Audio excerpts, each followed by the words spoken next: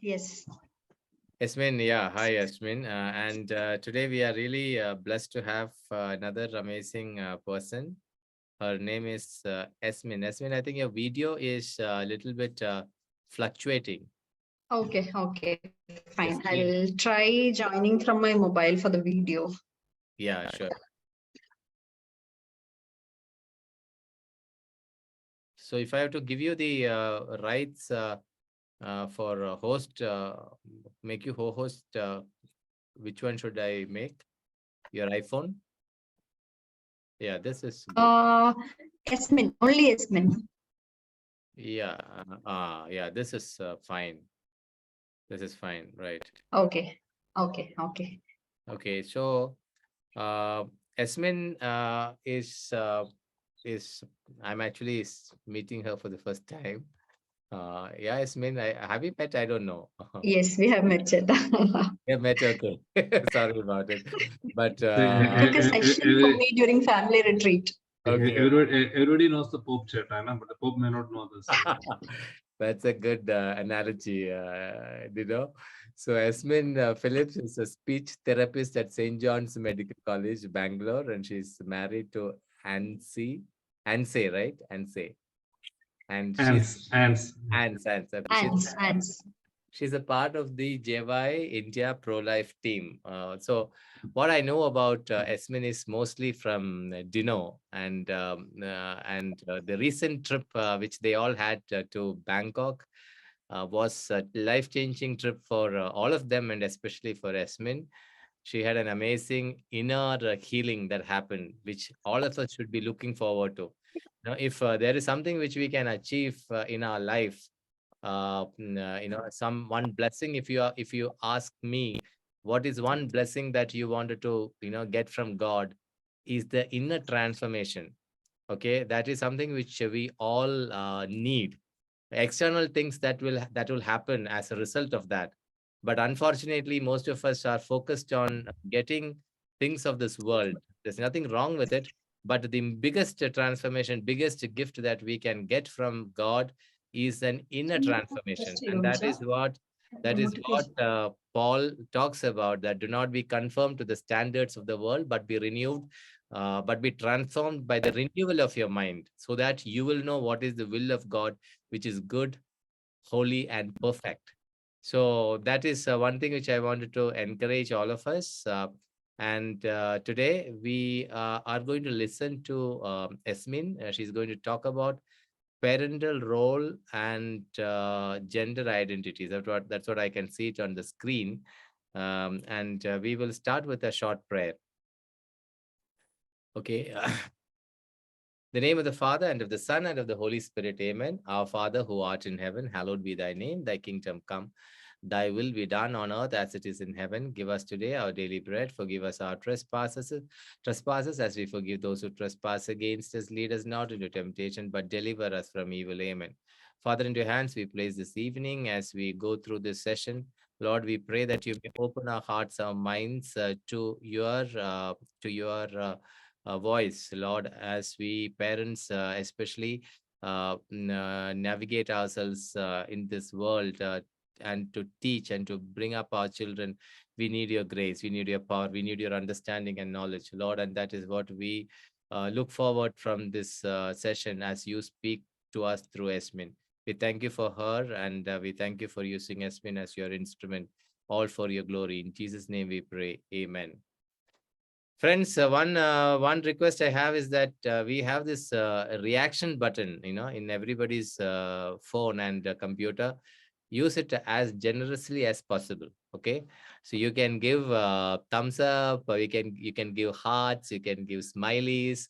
Yeah, that will encourage speaker. That will also encourage each other. That will show that we are all participating actively. Yeah. So with this, over to you, Esmin. You're on mute, I think. You can't hear you. Or your your other computer is not work. I mean, other system is not.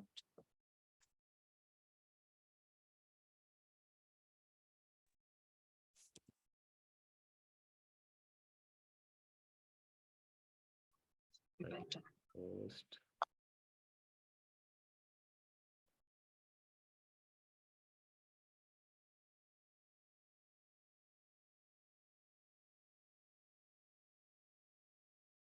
Okay. Am I audible now? Yeah, you are audible. Yes. Okay. Thank you so much, Sheta, for the warm welcome. Okay, so today we'll be looking a little bit into the parental roles and how it influences a person's gender identity. So we have all seen different kinds of children. I work with the children, especially with disabled children. So every day I see children coming with different temper. Okay, some are very happy kids, some are very angry kids. So I get to see a different type of kids every day. So what we observe is that the influence that the parents have on children are something which is very significant when compared to anyone else's influence in a child's life during the childhood. Okay. And if you look into a child, when a child is born, the child is not able to speak. So we all know how a child learns to speak. It is only by listening to us how we speak that the child gets to learn language. And I am a Malayali. So the affirmation that you are a Malayali is given by your parents as you learn the language and as you get to know that where are your roots, and that's how you get to know that who you are actually. So this is the same with a child. When a child is born and as the child is progressing through the childhood, the child is actually not confident about the child's gender, and the child also doesn't know what is the capacity with which the child can love others, as well as that people can also love the child. So the child is actually like a plain slate, wherein the child is not actually affirmed about that I am a boy or I am a girl. So this affirmation comes only with the relationship with the parent. So we know that both the parents play a role, but in case of a boy child, the most role is played by the father. Whereas in case of a girl child, the most role of affirming the child's identity is played by the mother. So we might think, how does a child actually get to know that I'm a boy or I'm a girl? How does the child learn that? So like sometimes we might even see children getting confused with genders. If you ask that, is this Chetan or is this Chechi, is she a girl or a boy? And the child is like a little bit confused, right? Is it a boy or a girl? To tell that, the child gets a little bit confused. So how does the child actually learn it? So it is only through the relationship. Okay. Is this PPT visible, Cheta? No, it is not. It's not visible. No. Okay. Now? No, it is not.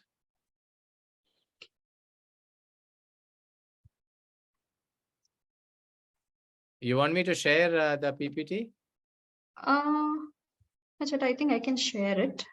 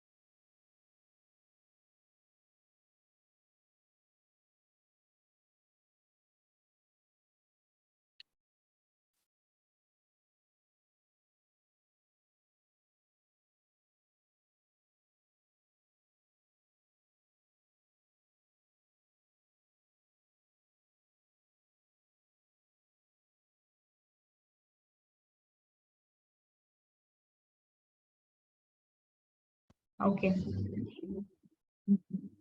So how would the child get to know that the child is a girl or a child is a boy? So it is actually not by the way how the child sees the parent. For example, let's say that here there is a father. So mostly in our house, if there is some heavy work which needs to be done, for example, like if a family is shifting to a new house and they have to take some heavy things to the new house, for example, shifting the fridge or shifting the sofa, it's mostly done by the men at home, right? So if a child sees this, but still the child is not going to actually understand, perceive, and imitate the hard working nature of the parent. Or if the child comes across the father's colleagues, they're coming and appreciating the father that, oh, you are so confident with the last day's presentation, you did it really well. And this is also not actually going to help the child to learn that it is necessary to become really confident. But it is actually through a relationship with the father, that's how the child is going to learn the masculine character of the father if it is a boy. And if it is a girl, the child is going to learn about the feminine nature only by growing into a relationship with the mother. So to give an example, let's say that here there is a father and there is a child, and the child is around 10 years old, and the mother says that we are out of the groceries, and the child says that I can go to the shop and get it, and the father says that no, I don't think that you can do this. You are not mature enough to go to a grocery store and get things like that. I don't think you can do this. And so the idea that is being coming into the child's mind is that I am not well enough to do a task like this. So when this happens very repeatedly in the family, what is going to happen is that the child slowly starts thinking that I'm not good enough, or I'm not good enough in doing certain things. And the child starts slowly losing the confidence and starts feeling that this nature of my father, or this masculine nature of my father, is not what I am fitting into. So in the development of a child, the role that is played by the father and the mother are equally important, but the roles that they are going to play is something which is really different. Okay. So here, let's imagine there is a boy called Aaron, and Aaron has two elder brothers, and the two elder brothers are always combative and they are a little aggressive in nature. So whenever they see Aaron, they just try to have a small fight with him. And Aaron, as he's so small, he's not able to compete with them. And so whenever this happens, Aaron starts feeling that he's not good enough to be that male character, because whenever the brothers fight with him, they say that you are like a girl, you are not good enough to fight with this. Okay, you don't have that nature of fighting well. Okay. And let's say that Aaron is also very much interested in art and academics, which is more to his liking. But the father, whenever he sees Aaron doing this, the father just become very frustrated and says that, why are you so much interested in art and academics? You should be good with athletics, or you should be good with sports, and this is not what you have to be. So again, he starts getting this feels of not being accepted by his father, and he is very inadequate. And also when he starts the nature of his brother as well as his father, he starts equating masculine nature with that of a lot of harsh nature. And he feels that the nature of his sister, which is more of a feminine nature that is showing care and compassion, is what is more good rather than exhibiting a very harsh nature. And let's say that Aaron goes to his friend's house, a girl, and they start playing with doll. And suddenly the girl's brother comes in and he sees that both of them are playing with a doll. And he has a very bad expression of his face. And the next day he goes to his friend circle and says what Aaron did with his sister, that's playing with the doll. And he is being ridiculed by the group of boys. So again, the feeling of shame, and again and again and again, when when men start saying that you're not worthy enough to be a man, and when he's not getting that affirmation from his father as well, he starts hating the masculine nature, he starts hating himself as well as his maleness. So the question over here is, where was Aaron's parents in all this? When all of this was happening, when he started losing affirmation in his own identity, where was his parents in all in this? So Aaron's father, rather than being present for him, rather than blessing Aaron's identity that you are a boy or you are a man, Aaron's father was more busy with his work, and he was not emotionally present for Aaron at home. So the father was not present as a covering in blessing Aaron's identity as a male. I want to reiterate this thing. That is, when a boy or a girl, okay, when they are born, there lies an emerging sense of maleness or femaleness in them, but which needs to be blessed or which needs to be affirmed by the parent. And only then is the child going to get to know that I am a male or I am a female. So this affirmation is very much important. So when there is a detachment from the same-sex parents, same-sex, I mean, boy means the father and girl means the mother. When there's a detachment from the same-sex parent, when the child realizes that the way how they are reacting is not good for me, and when the child is avoided by the same-sex peer, saying that you're not good enough to be a boy or not good enough to be a girl, that's when the child starts losing an affirmation about their identity, and this acts as a primary root for homosexuality and also for various other sexual sins. Now let's see, what is the role of the opposite sex parent? So when a child gets affirmed, the child gets loved and taken care by the opposite sex of parent, that's when the child starts feeling that I am worthy enough to be loved. And this worth and this builds an ability within the child to relate well to the opposite sex. But for this to happen, the parent should be seeing the child as a child and not as a friend or not as somebody to whom they can cling upon. So let's imagine that here there is a family wherein the husband and wife are having a lot of conflicts between them, and there is no intimacy between them. And the mother always keeps the child to herself and starts saying all the mistakes that the father has been doing. Okay, so she starts keeping, see, your father did this, he did that, he's not loving me, and all the mistakes the father is doing has been told to the child again and again and again. So here, what we are doing is that the child starts feeling, if it's a girl child, the child starts seeing that, feeling that, oh, my mother, she's so powerless. And she starts equating the female identity to something as a victim. The mother is the victim over here, and the father is the abuser over here. And to be female means to be always being a victim and always being powerless. Okay. So here, the child is not seen as a child by the mother. In this case, the mother is actually asking the child to grow out of the boundary of a child into an adult.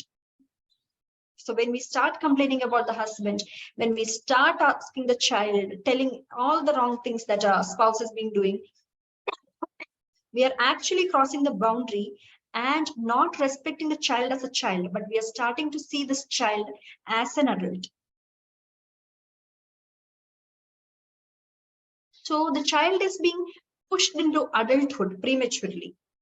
So the boundary that is protecting the child from all the adult conflict has been broken by the parent over here. So when the child starts seeing this, the child starts viewing what a heterosexual relationship would look like.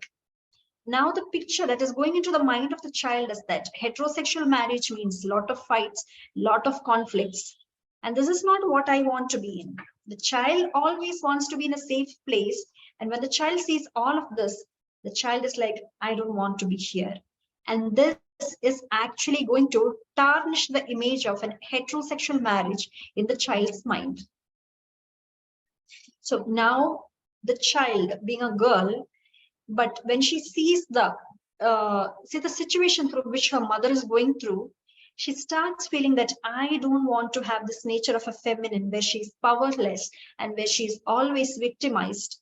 And when she sees what a heterosexual marriage looks like, it is full of conflicts. So here the perception about marriage is also being damaged. And this is the final push to homosexuality. And the child ends up seeking for same-sex attraction. So here we have a girl called Karen. She has a father who has multiple extramarital affairs. And the mother just keeps telling all her worries to Karen. And she starts detaching from her femininity because she starts equating it to her mother's powerlessness and being a victim. Okay.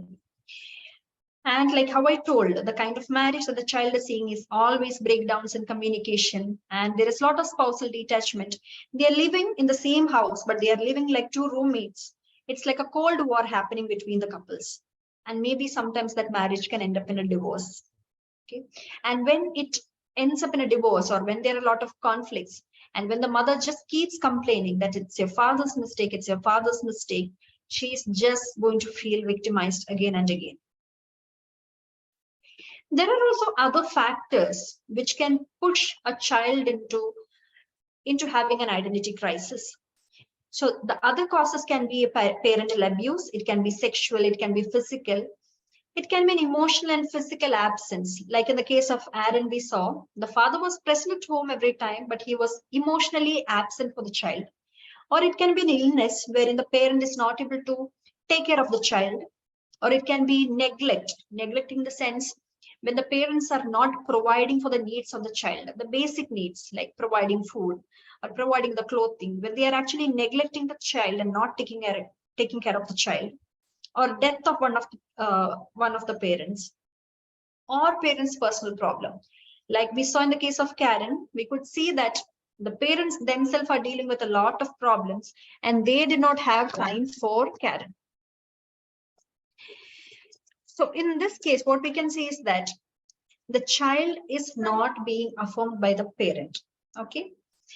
And what the child can see in their own sex is like a lot of victimization, a lot of abuse happening. In case of a man, the boy child, we could see that the child starts equating masculinity means a lot of aggressiveness, a lot of harsh behavior, and the child doesn't want to and the child is actually yearning for this love which the child has not got from the parents. So let's see, how does a child start reacting to a problem like this? So when we can see children, they always want to be in the safe place. They don't want to be victimized and they don't want to be in a place where they are going through a lot of pain. So what does a child do in such a situation? What we can see that this child starts doing is that the child starts detaching from the parent. Okay.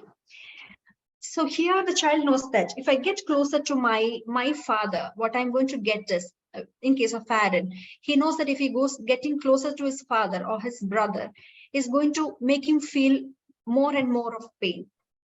And similarly for Karen, she knows that if she's going to get closer to her mother, she's going to feel more and more powerless, more and more victimized. So the child starts emotionally detaching from the parent. Okay. But though the child is getting emotionally detached from the parent, still within the child, what the child is actually feeling is that the child is actually craving for that love from the parent. The child is in a state where the child wants somebody to fill up that desire which is there inside the child. That is, the child has not got the love which the child had to get it from the father or from the mother. So the child starts developing a yearning in their heart, but they are also very much scared to approach the parent because of the fear of the pain. So what the child does is that finally the child starts stuffing up all the desires within them and just flows it off.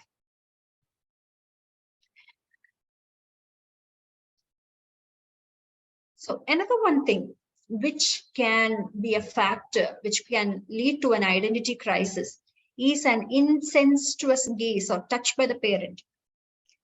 So if the abuse or if the look with which the father looks at the child or the mother looks at the boy child, if they feel that this is a lustful look, that can affect the child. Okay. So when a parent looks at the child with a lot of lust, it is actually breaking that child's boundary. So the child feels that I am not safe anymore within this house. Okay. And the child starts feeling that my boundaries has been broken by my own parent. And as the child grows up, when the opposite sex starts approaching the child, for example, if this is a girl child who got an incestuous look from her dad, when the opposite sex comes approaching her, she will always start relating the look and the desire of an opposite sex as always lustful. And also the child starts feeling very uncomfortable within the child's own body, and the child starts feeling a lot of fear and insecurity, and the child starts feeling a lot of insecurity about the child's own gender. So now we know that these children are in a state where they are yearning for a lot of love from the parent, mostly the same-sex parent, which is not being satisfied. And as the child grows up, here what happens is that the child's desire for intimacy also increases as the child reaches adolescence or as the child hits puberty. So here, when a lot of this yearning comes up, along with the sexual development, the child starts associating all the yearning with sexual desire. So whatever yearning was there within the child starts relating it with a lot of erotic content, and the child starts feeling that I need that same-sex attraction to satisfy the need which was not satisfied by my parent. Okay. So this can be also applied how the child starts fighting that pain. So let's imagine the case of Aaron. Aaron wanted a lot of, wanted to be affirmed in his masculinity, or he wanted to be affirmed as a male, but his father failed to do that. And his brothers and his peers also made him feel that he's not actually a male and made him very unworthy. But there is a strong desire within him to feel that I am a male or I am a boy, but he starts doubting it. So at this point, when he feels that lot of pain, he can turn into pornography, because when we look into porn, the man is the one who is the king. He's the one who is dominating over a woman. So when he looks into something like porn, he starts seeing himself over there, because he was never affirmed. He was never seen as somebody who has a dominion over his own gender. But when he sees porn, he can see that, oh, I am the king. I can have control. And this is what makes him to turn to porn. So every time when he goes through this pain, he starts turning into porn. And this is how porn can turn into an addiction in this child. So like how I told, as the child grows up, here the child itself is not able to understand why I am getting attracted to the same sex. The child is not understanding that this is because of lot of my deeper non-erotic needs, which were not satisfied as a child. These are the things which are just coming up and surfacing from the soul. And this is what is exhibited as a same-sex attraction. Because Aaron was never given the affirmation by his father, and he's seeking for that love or for that affirmation from another male. And this is the reason why he has a lot of homosexual attraction. But the child fails to realize this. And fueled with the fire of adolescent sexuality, it becomes inflamed by erotic intent, and the child turns into homosexuality. What we as Christians, what we always fail to understand is that behind that shield, behind that person who's struggling with homosexuality is actually a wounded child. This is what we as people fail to understand. So this is not a time for us to look into a person and just start judging that, oh, he is a homosexual, or not label that person as a homosexual, because it is just a tendency and it is not something that defines that person. That person is actually a child of God. And because of lot of desires which were not satisfied from the very young age, what we are seeing is a wounded, needy child who is unable to process the hurt feelings that the child has gone through. A person struggling with homosexual tendency is not actually a pervert. Is not actually a person who is seeking evil for evil's sake.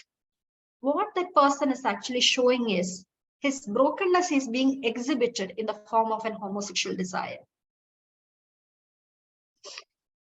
Another one thing which can have an effect on having an identity crisis is a sexual abuse. So any sexual trauma that happens outside the family is not as devastating as something happening within the family if the family provides the care and support required at that time. Okay, so that is what is the necessary thing. If it has happened outside the family and if the family supported the child, then the effects that can have on the child is lesser when compared to a sexual trauma happening within the family. And if a trauma that is happening within the family is because of a family dysfunction, for example, let's say that here there is Karen, and Karen has an uncle who abuses her. And Karen's mother knows about it, that this man has a tendency to abuse children. But still, if she remains mum, if she doesn't respond to it, this can make the child more vulnerable and the effects can be devastating. So the child starts feeling a lot of shame. The child has with lot of anxiety, and there is a profound sense of dirtiness to own body. The child starts feeling that anybody can just break into a child's body.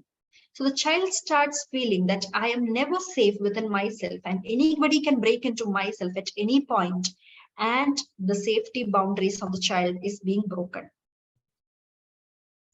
And the effects that abuse can create on girls and boys are different ways. How they respond is totally different. For example, if there is a girl and if she is being unaffirmed by her mother, who is detached from her femininity, and if she is sexually abused, what can happen is that she starts equating men into very harsh people who are controlling and who are abusers. And she starts equating that females are always victims and males are victimizers. Okay. And she thinks that only person who can affirm her safety is another woman. And as she grows up, when she sees another woman who starts taking care of her and who is there for her needs, she starts equating the yearning that she had, which should have been given by her mother. She starts equating with this particular woman whom she meets at her adolescence or during her youth, and starts feeling that this is what I have been seeking for all the life. And this female love becomes like an oasis for her. And she starts equating it to that. This is what I have been craving for many years. Whereas in case of boys, what we can see is mostly boys are abused by men itself. Okay.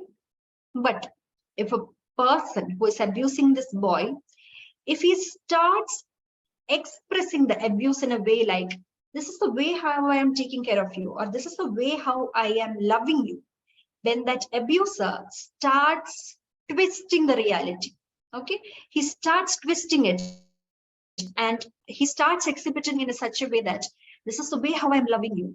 And he starts making the child feel that eroticism is actually genuine care.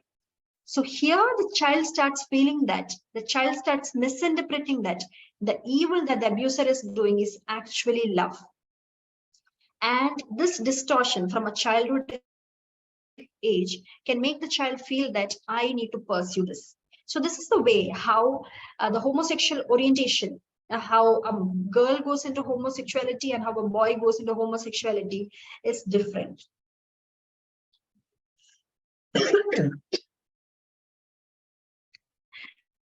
So one more thing which we need to understand is that, so like how I mentioned initially, there are a lot of needs arising in the children. There are also different ages that the needs that a child need is also totally different. So for example, if you see at 0 to 2 years of age, what a child is actually and always seeking for is maternal attachment. Let it be a boy or let it be a girl, that what the child is always seeking is for maternal attachment. And if the child receives the attachment from the parent, the child starts feeling secure. And the child starts feeling that I can trust people. But if the child did not receive the maternal attachment from the 0 to 2 years of age, the child starts feeling insecure. And the child can behave in different ways. As the child grows up, the child will find it difficult to meaningfully connect with people. And the way how the child start connecting with people can be very distorted. The child can get emotionally attached, or the child can be very dependent on certain people, and life becomes very difficult without them. It can also happen with things as well in case of children. And also, when this unmet attachment of the mother is present in the child can also turn into same-sex attraction. Whereas as the child grows into 2 to 4 years of age, what the child actually needs is paternal attachment. So this is a phase wherein a baby who is in the safe haven of mother needs to actually break out of it, and the father has to take the child out of the mother and has to show her the world. So at this point, the father's confirmation, let it be a girl or a boy, the father's confirmation is actually what is going to ground her gender identity. So when the father confirms with this strength and with his tenderness, that's when the child is actually going to feel confirmed in the child's identity. So the child becomes a healthy child, like a mentally healthy child, and proceeds in the childhood. But if the father failed to provide this confirmation to the child, if the father was emotionally absent, or if the father was very aggressive and harsh to the child at this point of age, in case of a girl, the child becomes disempowered about her feminine nature. And in case of a boy, he can become over-identified as with the feminine nature. So the way how a father's attachment, not receiving a father's attachment at 2 to 4 years of age, this is the way how it can exhibit in case of a boy and in case of a girl. And the child starts feeling lot of shame for failing the father's favor. The child starts feeling that I'm not able to live up to what my father is actually looking for in me. And this can take the child into a lot of shame. Now, as the child progresses into 5 to 11 years of age, here, it's not only the parents, but also the child gets affirmed about his or her gender through the same-sex friends. And if the child gets really affirmed by the same-sex peers around the child can start feeling attraction to the opposite sex as the child grows up. Okay. But if the sufficient integration didn't happen with the child can end up in a same-sex attraction. Because the child starts seeing somebody who's another from me. When the child sees another person of the same gender, for example, when a girl sees another girl, she starts seeing this person is something different or another from me, because the girl is not fully integrated in the feminine nature, and this was not affirmed by the father or by the mother. So the child starts seeing this person as something different than my own sex. And this can also be fueled by other things. For example, if the child had engaged in any kind of child sex play, or if the child was exposed to pornography, or if the child was abused by an adult, these things can also fuel this. Next is 12 to 17 years of age. So this is also a point wherein the fathers have to play a major role, because this is a point when a child is developing a child's sexualized social self, and affirmation from father is more important at this age. Okay. So at this age, if it is a child who is a well integrated teen, the child tries to get to know other person. That's the way how the child starts relating to others. Whereas in case of a child who is not fully integrated, the child, rather than getting to know other person, the child would be seeking for intimacy with other person, and the child can seek shortcuts and can end up in premarital sex. And if that relationships end up in a breakup, the child starts feeling devalued and unwanted, because the child starts feeling that I was used and then I was just left out. And some people who are not well integrated, they can feel and yearn for connection, but maybe some people might have rejected them. Maybe this child, this teenager expressed her desire for another person, and that person rejected, and then the child starts feeling unwanted. And some others, they start who were not unaffirmed, they start identifying them as lesbian, gay, bisexual, transsexual, and queer at 12 to 17 years of age. One reason why they start identifying themselves as this is due to a lot of media influence which is happening. And when they see people who are identifying themselves as something else from everybody else, they could see that they are getting a lot of attention and they are actually at the limelight. So teenagers, they actually seek for this lot of attention, and this could be something which can be very tricky and which can be like very colorful for them when they look at it, and they start feeling that they need to identify themselves as this now at this age so that they can get all the attention. And also we have many therapists who starts affirming the children by saying that, yes, you are actually lesbian or you are gay and you are born like that and you need to pursue this identity. So this can all fuel the child, and the child ends up in wrong affirmations. So we might think that, is there a way out? Like if I'm struggling with gender identity or any sexual sins, is there a way out? So what I would like to tell all of you is that, more than what all of you have heard till now, is that yes, there is a way, and this way is for sure. You are going to get out of it. And it is through the cross of Jesus. So in order to become whole in one's sexual identity, the first thing that we need to do is we need to make peace with our parents. So making peace with our parents may not be an easy task because they were the ones who were supposed to affirm our identity. And when they fail to do, there's a lot of pain and a lot of grief that we are going through. But when we are ready to give all the pain and all the sufferings that we have gone through, and when we are ready to give it upon that cross, that's when we start to get liberated. So the main warfare tool that we can use to come out of all the sexual sins is through the love of Jesus, and by surrendering ourselves through the blood, to the cross, to the wounds of Christ. So when we are committed to our heart's true desires, that is, we know why God has given us a body. And what is the true desire of our heart and our body is to be in union with the opposite sex. So when we commit ourselves to our heart's desire, then we get liberated from the mastery of these lesser desires. So to achieve these, we need to pledge our allegiance to the rule of Christ Jesus, which means deliverance. So deliverance means power of love purging the power of perversion. So we know that all these false thoughts and all these wrong identities that are being put up into our society, into the minds of our children, it's only because of the Satan.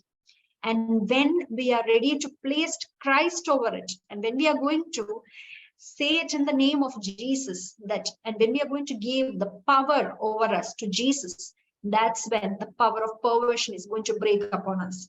And this is going to liberate us, and grace and truth are going to flow through us. So when a person is breaking free, for example, any of the sinful sexual brokenness, at the same time, the emotional and relational healing should happen alongside with deliverance. So for example, the person had a very bad relationship with the father, or had got lot of wounds from the mother.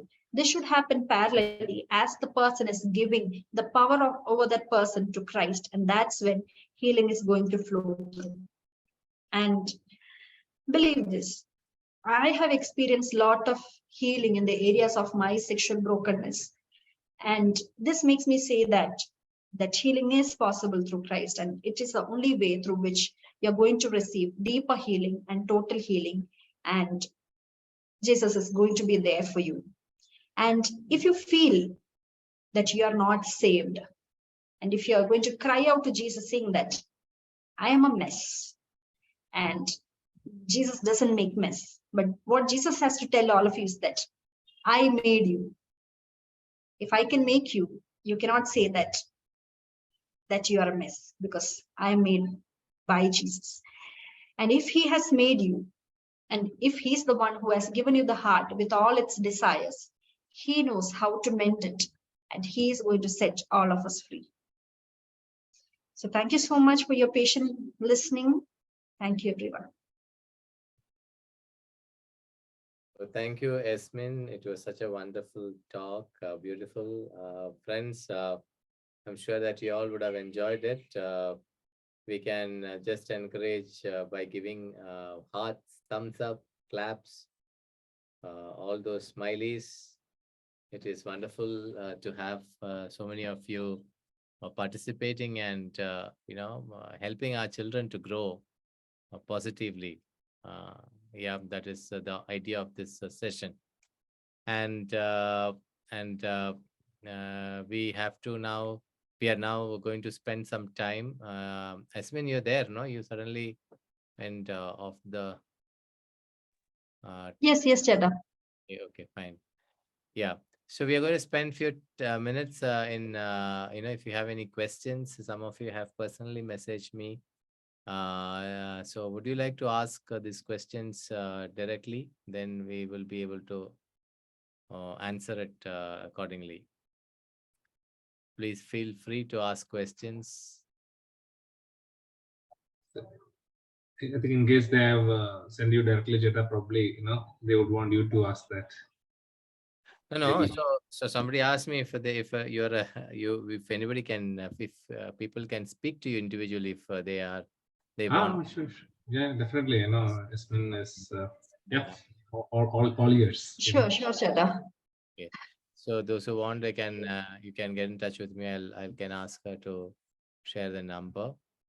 What else? What are the questions that you have?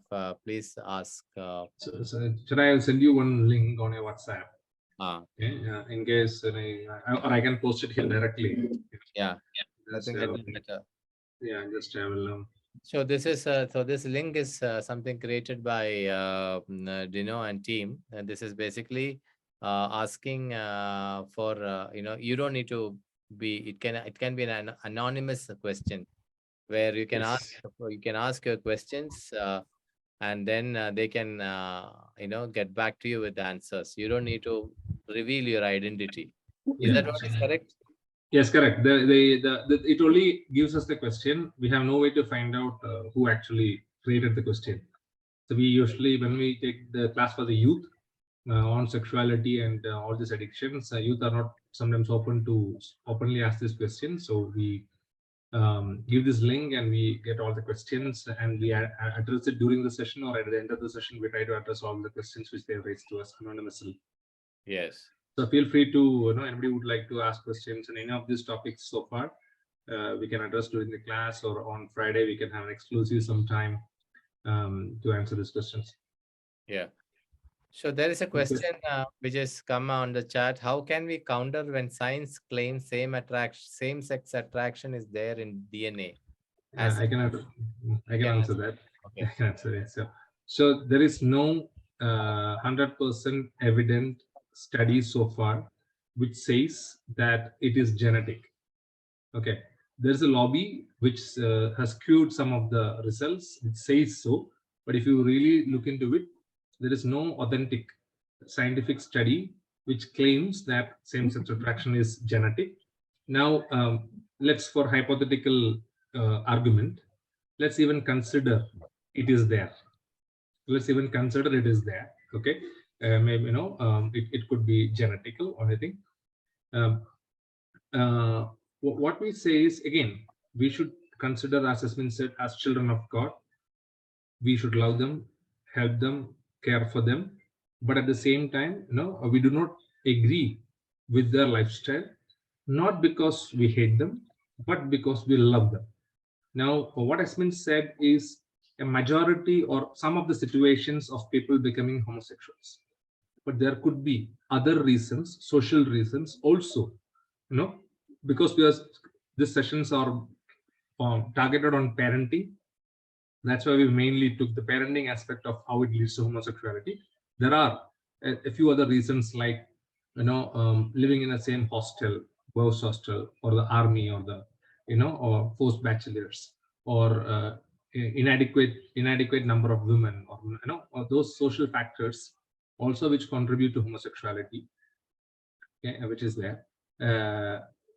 Now, what we say is, or what is seen is, after some time of this lifestyle, it goes into sexual promiscuity.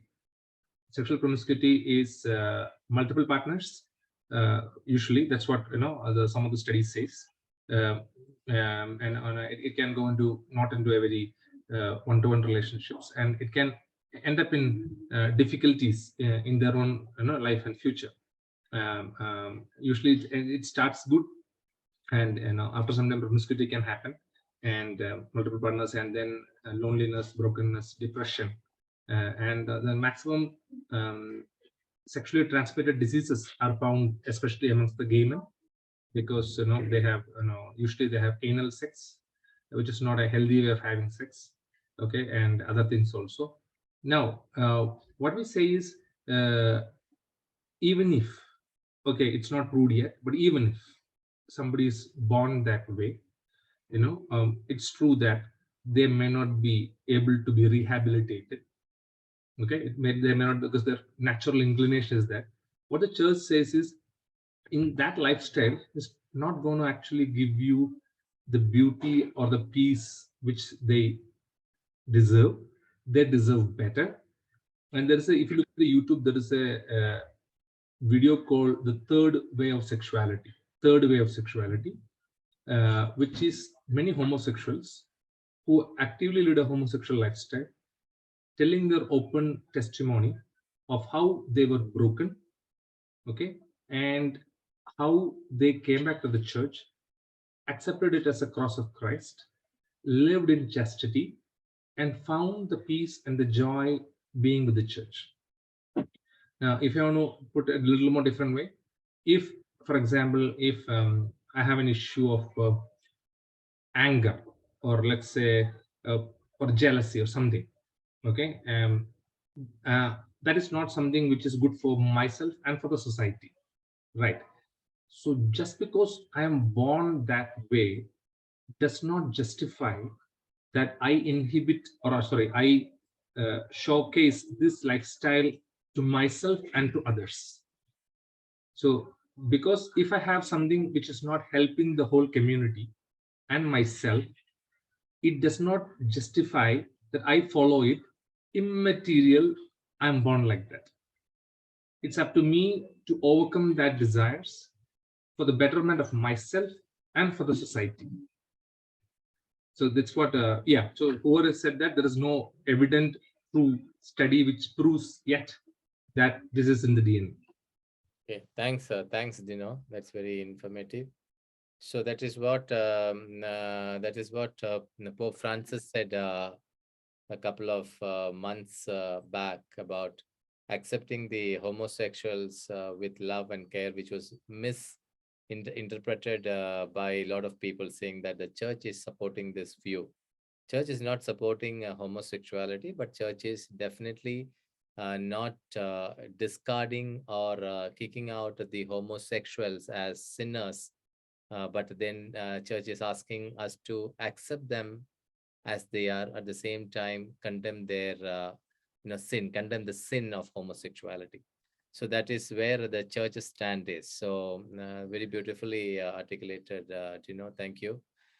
And any other questions on this topic? or on the topics what we have covered in the last 2 days. Feel free to cross to the any questions in the last 2 days also in the link if you want. If you want to ask anonymously. Yeah.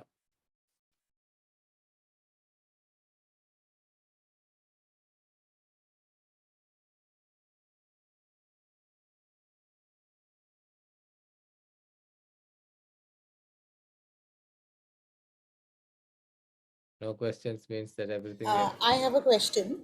Yeah. So I have been, I have watched other families struggle with some of these issues that you mentioned, abusive marriage and the children being affected. And I think I have stayed away from portraying my husband and my relationship in front of them, because in front of the children, because I feel bad for them that they are seeing other families where the parents love each other, or the father is a good father, and I feel bad for them. But after hearing your talk today, I realized that there is such a witness value in uh, what we proclaim through our marriages, that another child who does not have a positive role model in their family might see it in somebody else. But uh, my question is, like, what is a way in which now let's say I am watching other families go through this. What is a way in which my husband and I can offer that child a positive impression of marriage, or a positive impression of a father's love, where we don't have direct access, like we're not friends with that family, or we're not related relatives that we can meet them or take them out or do something like that. So do you have any tips or suggestions? Just when you want me to answer, you will answer.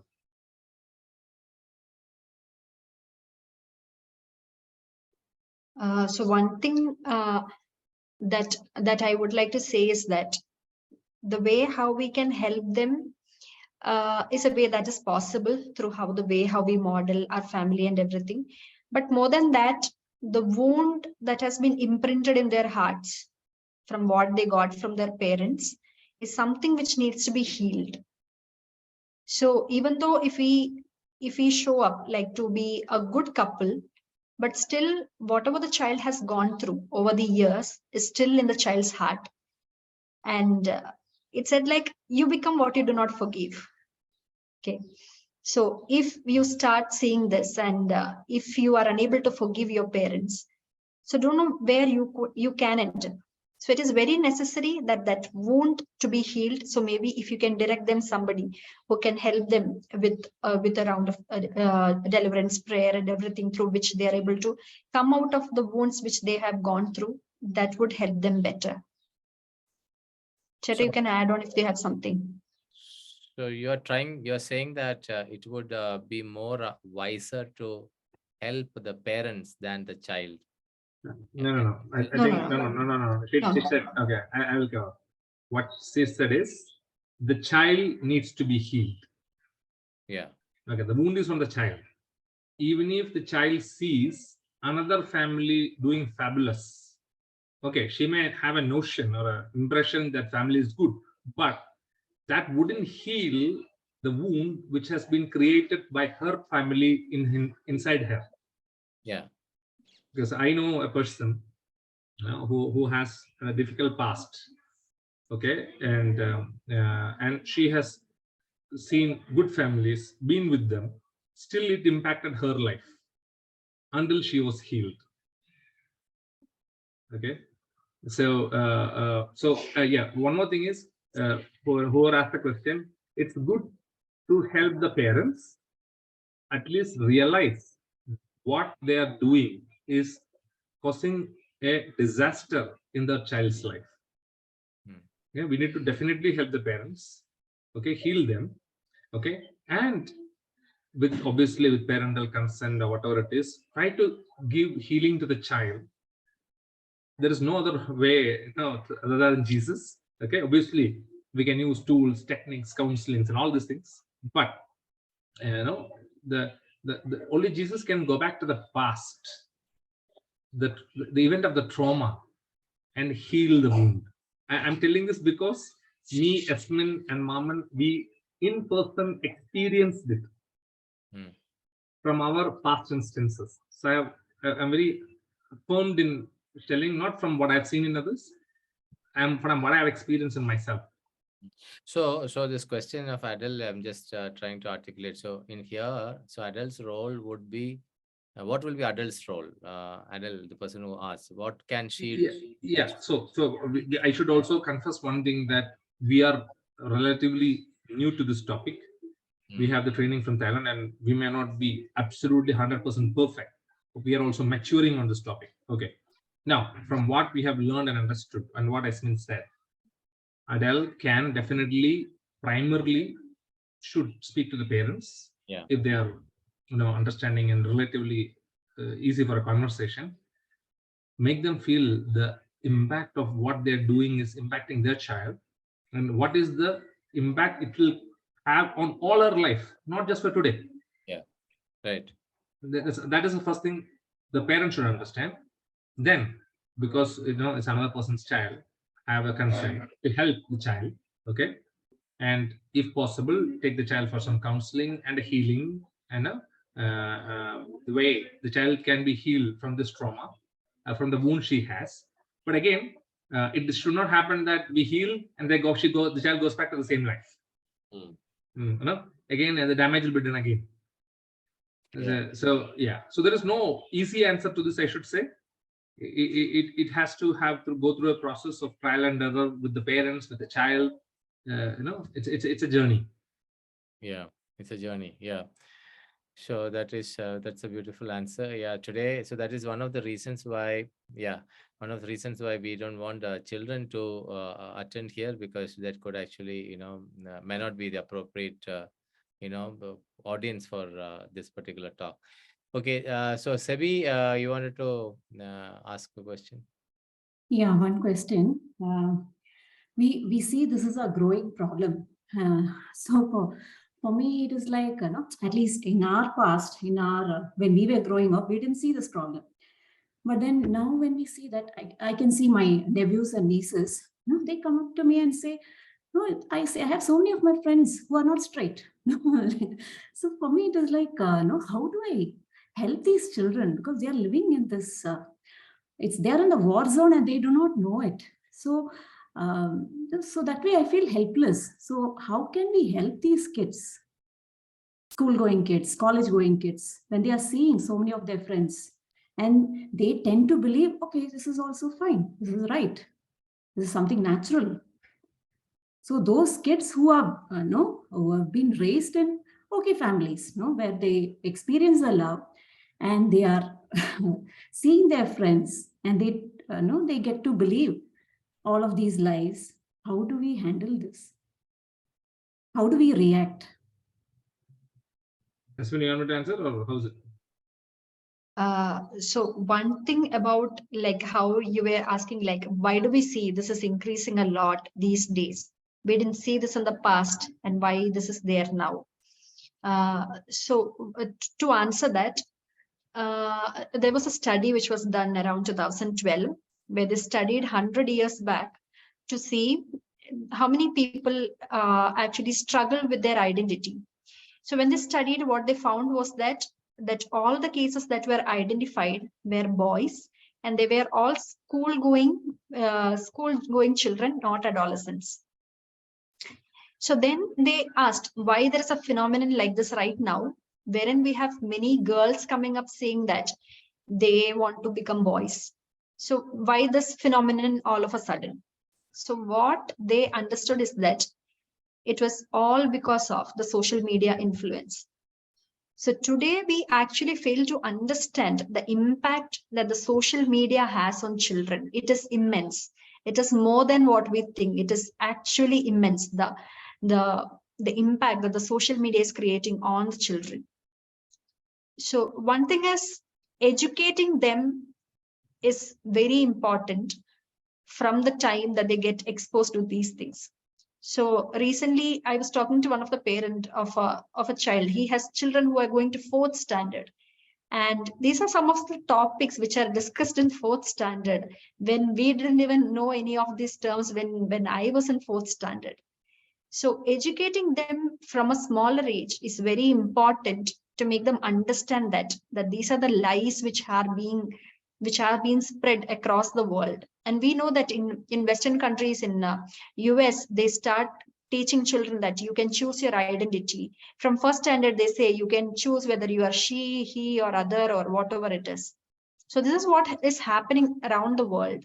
So making them understanding about that is also a very important factor. Cheta, you can add on.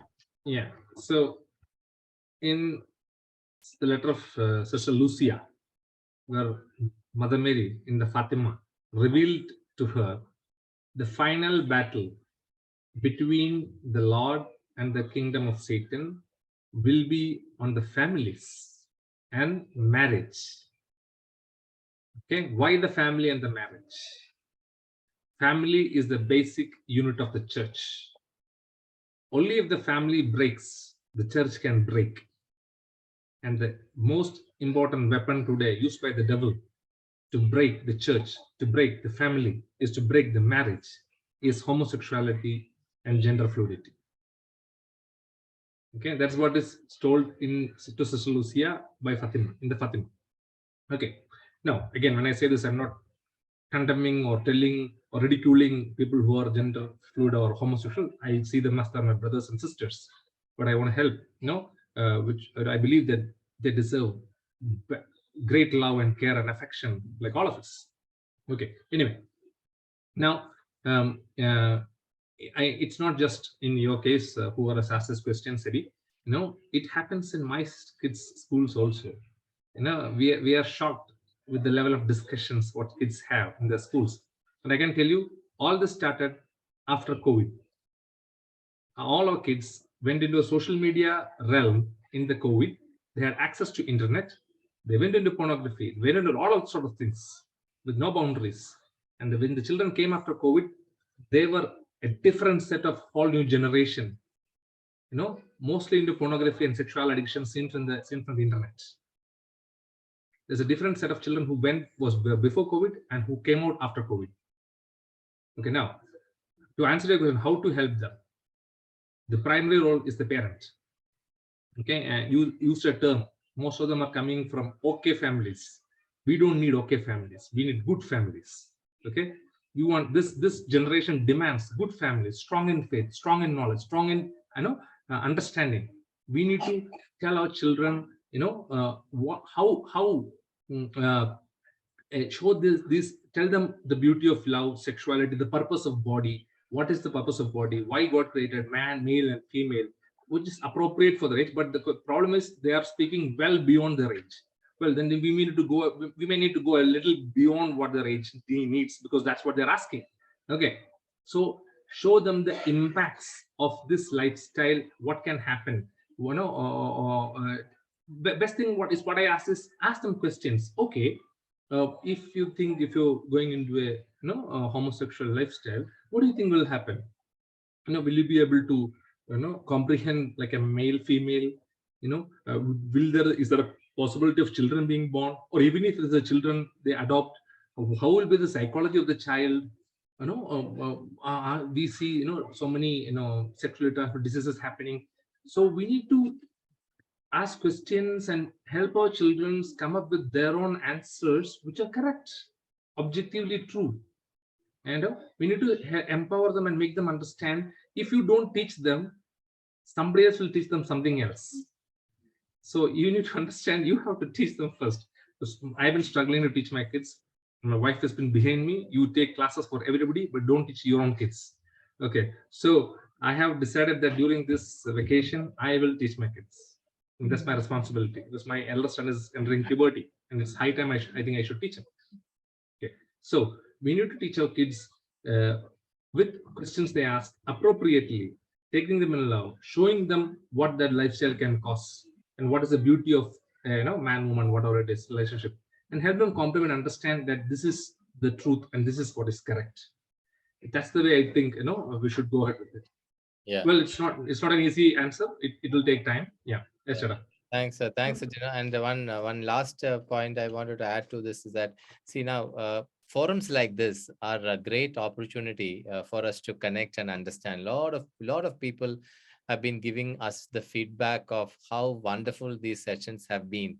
Now, my appeal to all of you is that you're all well connected. You have your own social circles, you have your own network of people. I would encourage you to organize such programs. More people can be reached out with this message. Today people don't even know. Yesterday, after, I'm just sharing, very private thing. But then yesterday after the session, two people came back and asked, can we contact Dr. Maman to do the recanalization? Now, if this had not happened, this probably would not have happened, this session.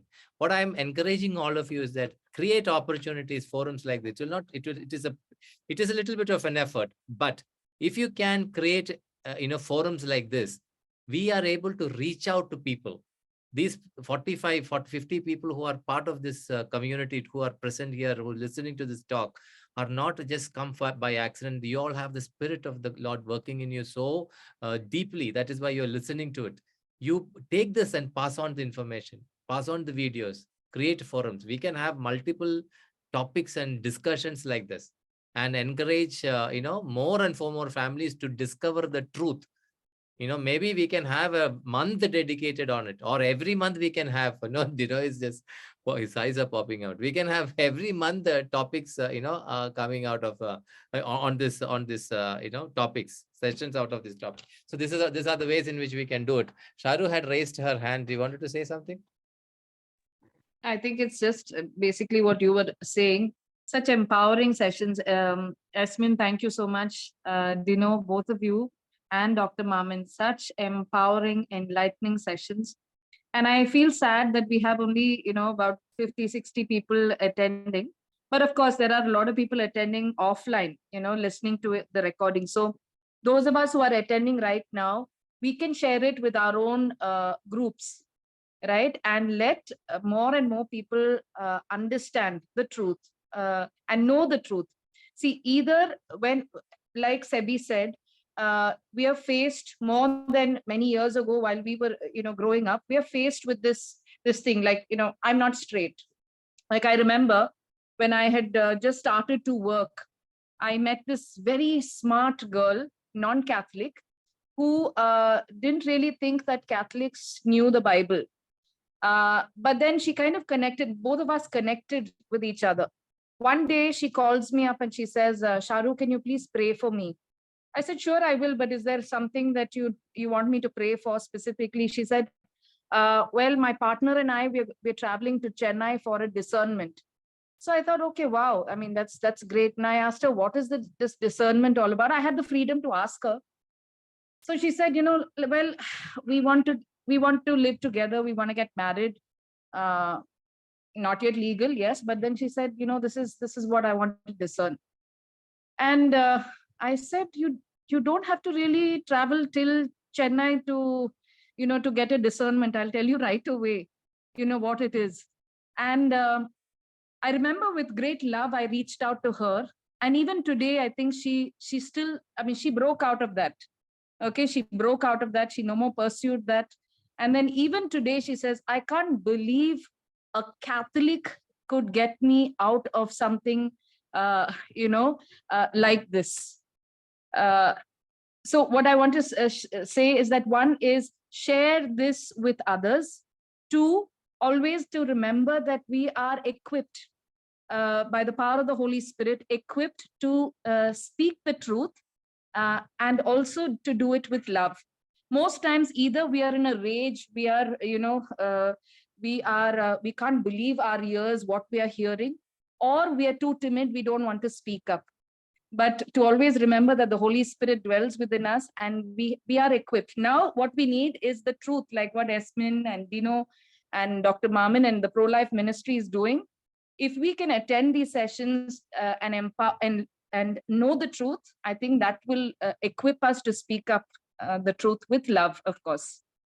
And I want to just add, please don't miss tomorrow's session. Dr. Maman is specifically going to focus on psychology and how as parents we can address these issues. How to teach our kids in age appropriately and all. So it will be really worthwhile for you to all attend tomorrow's session. Praise God. Amen.